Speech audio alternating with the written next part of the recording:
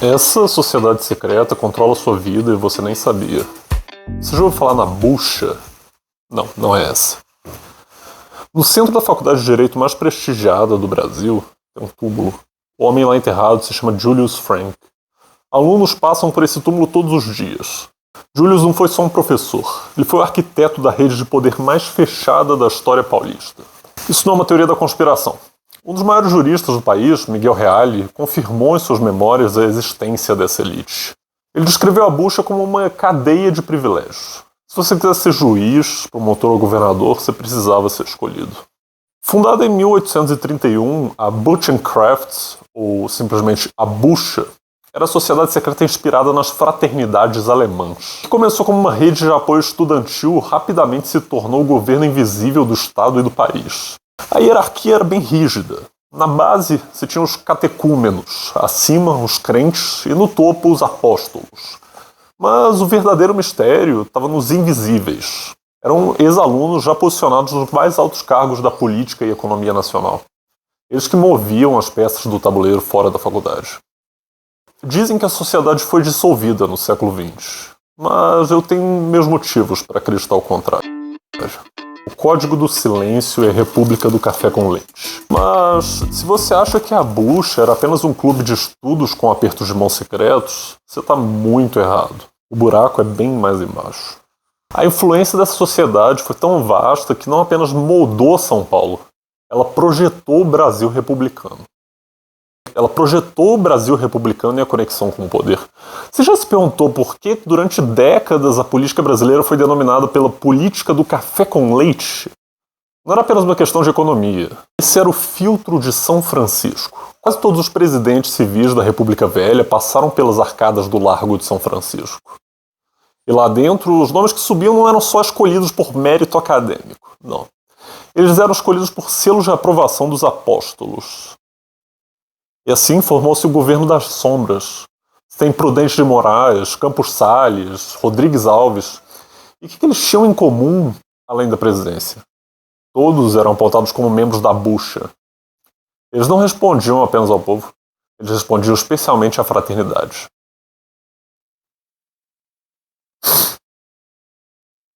Dizem que os rituais aconteciam no subsolo da faculdade ou em casarões discretos da Avenida Paulista.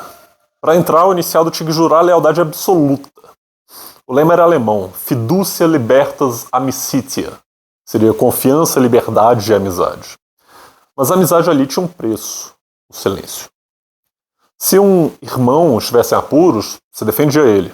Se um irmão precisasse de um cargo, você abria a porta. Se alguém eventualmente traísse a ordem, o ostracismo era a morte civil da pessoa. Você era completamente ignorado pelos outros colegas. Mas por que dizem que a bucha acabou? Aí você tem Getúlio Vargas para agradecer. Oficialmente, a bucha teria enfraquecido após a Revolução de 30, quando Getúlio Vargas, que era um inimigo notório das oligarquias paulistas, tentou desmantelar essa rede de influência.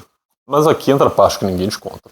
As sociedades com esse nível de capilaridade não morrem, elas só transmutam. Elas criam novas fachadas. Vários especialistas em história oral sugerem que a bucha apenas abandonou os rituais arcaicos e se dissoluiu em associações de ex-alunos de elite. Conselhos de grandes bancos e escritórios de advocacia que decidem o rumo do PIB brasileiro em jantares a portas fechadas. E você vê isso em núcleos acadêmicos, diretórios acadêmicos e afins. Você tem grupos de estudos, think tanks e afins. Até hoje, o túmulo de Julius Frank tem flores misteriosas aparecendo frescas constantemente lá. Quem coloca essas flores no túmulo dele? Por que em pleno século XXI a hierarquia acadêmica do Largo de São Francisco ainda mantém uma aura de intocável? Bucha não precisava de mais nomes secretos quando já tinha as chaves do cofre e das cortes superiores. Vamos mergulhar no lado mais obscuro e ritualístico dessa história. Parte 3. O ritual e os herdeiros do silêncio. Para entender a bucha, não basta olhar para os livros de história. Você tem que olhar para os sobrenomes. Se você abrir a lista de conselheiros das maiores empresas do Brasil, ou a composição dos tribunais superiores de hoje, você vai notar um padrão. Os nomes lá, os sobrenomes, são os mesmos que em 1850 juravam lealdade eterna diante do túmulo de Julius Frank. O ritual de iniciação era a morte do indivíduo. Como que um estudante se tornava escolhido? Não era por inscrição, você era observado. Primeiro tinha uma sondagem. Um crente, um membro do segundo escalão, chegava perto de um calouro promissor e testava a lealdade, a discrição do rapaz. Passado nesse primeiro crivo, o estudante era levado a uma sala escura e a lenda diz que, sob a luz de velas, ele deveria jurar que a bucha viria antes da família, antes da religião e antes da própria lei. E você tem a marca invisível. O novo catecúmeno recebeu um padrinho. A partir dali, sua carreira estava garantida desde que ele nunca revelasse a existência da ordem. O crime de traição era punido com silêncio absoluto. Ninguém mais falava com você, mas nenhuma porta se abria, sem vagas. E quem que foram eles? A gente não está falando de amadores aqui. A gente está falando dos arquitetos do Brasil. Nomes que você com certeza conhece. Nomes de ruas que provavelmente você mora ou passa todos os dias. Sem Barão do Rio Branco, o homem que definiu as fronteiras do Brasil era um dos invisíveis. Campos Salles, o presidente que criou a estrutura financeira da República também. Washington Luiz, o último presidente da República Velha, que foi deposto por Getúlio, justamente porque o poder da bucha tinha se tornado insuportável para o resto do país. Mas a bucha morreu em 1930? A história oficial diz que sim. Mas olha ao seu redor. Em 1930, Getúlio tentou destruir a rede. E o que a bucha fez? Ela se infiltrou no sistema judiciário. Enquanto a política é instável, os tribunais são um porto seguro. O judiciário é sempre o pilar mais fixo da estrutura brasileira. Por mais instável que seja, o judiciário está lá. A bucha não é mais uma sociedade de estudantes. É um espírito que habita as instituições. Essa frase foi dita por um antigo professor das arcadas. Ela resume tudo. Também tem o mistério das flores. Hoje, no aniversário da morte de Julius Frank, o túmulo dentro da faculdade recebe homenagens. Dizem que se você observar bem as coroas de flores, você não vai encontrar nomes de pessoas físicas, mas símbolos ou siglas que só os iniciados entendem. Ainda bem que a gente teve um guia reale para descrever a rede de privilégios, porque senão a gente não teria informação nenhuma. A rede de privilégios não desapareceu, ela só ficou mais sofisticada. Hoje você não precisava de senhas em alemão. Ela funciona através de convites para jantares fechados, grupos exclusivos de WhatsApp e aquelas indicações para cargos onde o currículo é só uma formalidade. É o QI, o quem indica, você sabe o que é isso. Especialmente se você for de humanas. A pergunta não é mais se a bucha existiu. A pergunta é, quem que nesse exato momento está tomando uma decisão que vai afetar a sua vida baseada num pacto feito há 200 anos atrás? Agora é a parte onde o teórico se torna real. A gente vai conectar os pontos entre o passado romântico do Butch and Crafts e o poder bruto que movimenta o Brasil de hoje. Parte 4. Coincidências ou conexões? A bucha no século XXI. É muito comum as pessoas falarem: ah, mas isso é coisa do século XIX. Será? Será mesmo? Se a bucha era uma cadeia de privilégios para colocar irmãos no poder, vamos olhar para os fatos.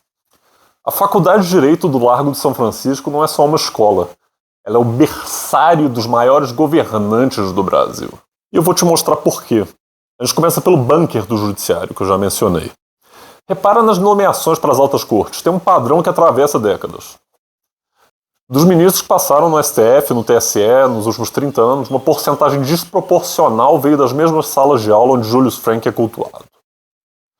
Isso não é só por competência, claro, é a melhor faculdade de Direito do Brasil, mas é o que os sociólogos chamam de capital social.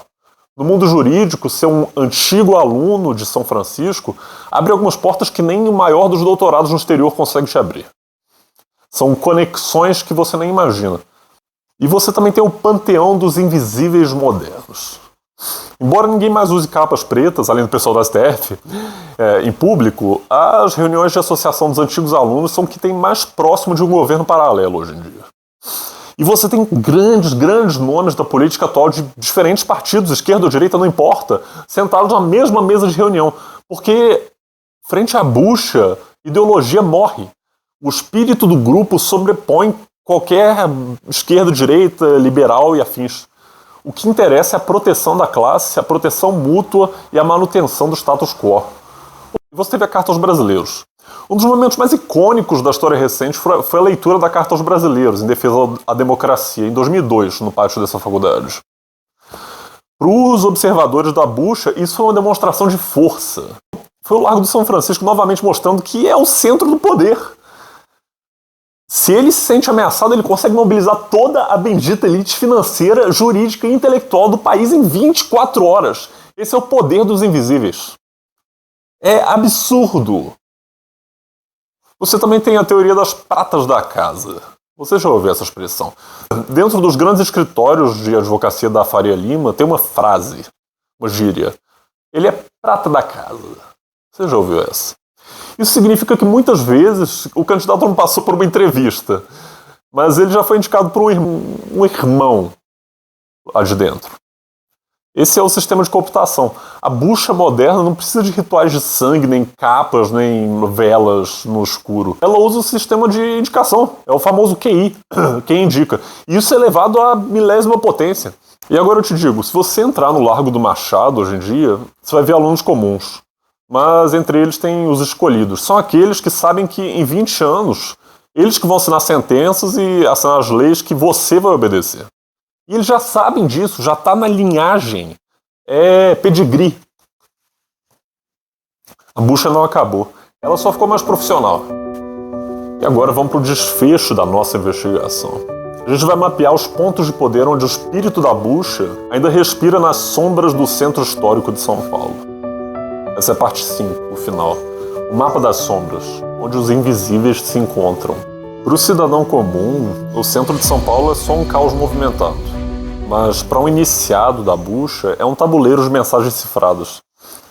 Se a bucha ainda opera, ela precisa de lugares onde o mundo profano não entra. E aqui são os pontos do mapa dos invisíveis.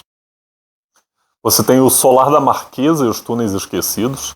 Eu já falei sobre esses em outro vídeo sobre o subterrâneo de São Paulo. Diz a lenda que o subsolo do Triângulo Central, Sé, São Bento e Largo de São Francisco é conectado por túneis que datam do período colonial e imperial. O mistério é que historiadores confirmam a existência de galerias subterrâneas sob a Faculdade de Direito. Mas para que serviam? Fugas políticas ou reuniões longe de olhos curiosos? Dizem que algumas noites, no silêncio do centro de São Paulo, ainda se escuta eco de passos vindo de onde não devia ter ninguém.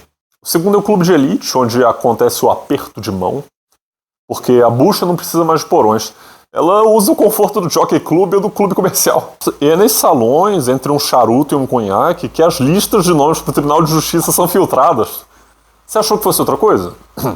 Se você olhar as fotos dos fundadores desses clubes, os sobrenomes são os mesmos que você encontra nas placas de bronze das arcadas. A conexão não é coincidência, é continuidade. E é muito claro isso, só que está na frente dos nossos olhos. O terceiro é a Igreja das Chagas do Seráfico, pai de São Francisco. Parece até uma ironia. Uma sociedade secreta de influência alemã e liberal se reunindo ao lado de uma igreja franciscana. Mas no Largo do São Francisco, o sagrado e o secreto sempre caminharam juntos. Muitos membros da bucha mantinham uma fachada de profana religiosidade católica. Uma fachada mesmo, porque é falsa. E eles usavam essa fachada para ocupar cargos públicos, enquanto poucos metros dali juravam lealdade a uma fraternidade de inspiração iluminista. O quarto você conhece também, é o edifício Matarazzo e o prédio da prefeitura. O poder invisível precisa estar perto do poder oficial. A influência da bucha sempre foi sobre proximidade. E agora dá uma olhada nas janelas dos grandes prédios de escritórios que cercam o Largo do Café. Ali são as bancas de advocacia que escrevem as defesas dos homens mais poderosos do país. Eles não são só advogados, eles são os guardiões dos segredos da República. E se você é graduado em Direito e nunca percebeu isso, por favor, cara, você está vivendo fora da realidade, você precisa sair da sua bolha. Porque se você nunca ouviu falar disso, sinto muito. Você está no métier errado. A conclusão é que Julius Frank morreu jovem, morreu pobre e morreu um estrangeiro. Mas a árvore que ele plantou no Brasil foi a semente mais resiliente desse país. A bucha nunca foi sobre rituais de magia ou dominação mundial fantasiosa. Ela foi sobre algo muito mais real e perigoso. Foi sobre o monopólio da oportunidade. Enquanto você acredita que o mundo é movido pelo esforço, eles sabem que o mundo é movido pelo pertencimento. Próxima vez que você for passar pelo Largo de São Francisco e ver o busto de um jurista ou o túmulo de um professor, lembre-se, as paredes têm ouvidos. As estátuas têm olhos e a rede nunca para de crescer.